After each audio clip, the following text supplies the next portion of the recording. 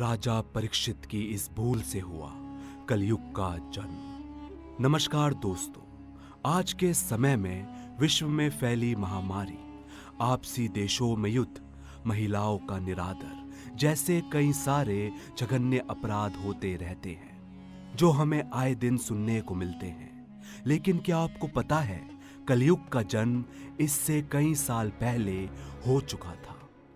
पौराणिक ग्रंथों के हिसाब से कलयुग का पृथ्वी पर जन्म राजा परीक्षित की भूल से हुआ था।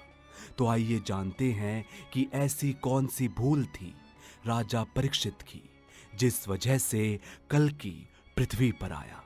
कैसे कलयुग की शुरुआत हुई, इन सब प्रश्नों के उत्तर जानने के लिए वीडियो को अंत तक जरूर देखें।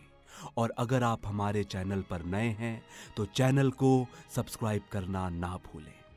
महाभारत का युद्ध समाप्त होने के बाद श्री कृष्ण ने धृतराष्ट्र को हस्तिनापुर का राजा बना दिया था और वे बैकुंठ धाम लौट गए। पांडव का दूसरी ओर श्री कृष्ण की अनुपस्थिति में मन नहीं लग रहा था, इसलिए उन्होंने अपनी अर्धांगिनी द्रौपदी के साथ हिमालय पर जाने का निश्चय किया। और कहा जाता है कि पांडवों के जाने के बाद द्वापर युग समाप्त हो गया था। धृतराष्ट्र ने जाने से पहले अर्जुन के पुत्र अभिमन्यु और उत्तर के बेटे परीक्षित को हस्तिनापुर का राजपाट संभालने को दे दिया।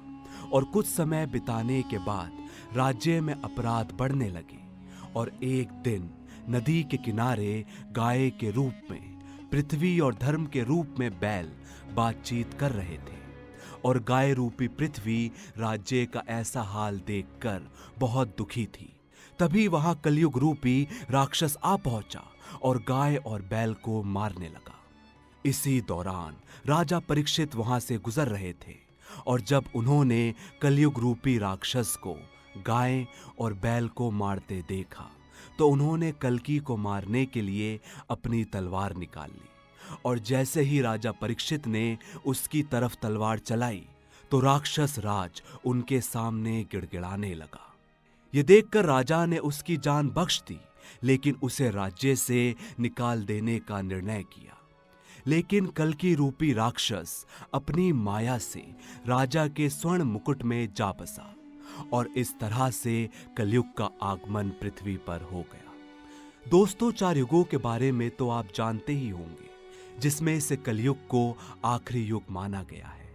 लेकिन हम आपको बता दें कि हर एक युग की समय अवधि भी होती है और हर एक युग लाखों वर्षों को मिलाकर बनता है। उसी तरह से सतयुग 17,28,000, त्रेता युग 12,96,000, महाभारत का द्वापर युग 8,64,000 और कलयुग को 4,32,000 का बताया गया है। अगर हम चारों युगों की समय अवधि को देखें तो हर एक युग की समय अवधि घटती जा रही है और विद्वानों का मानना है कि इसका कारण बढ़ते अपराध और पाप हैं, जिस वजह से आखिरी युग कलयुग की उम्र बहुत छोटी है। ग्रंथों के हिसाब से कलयुग के 51,122 वर्ष हो चुके हैं।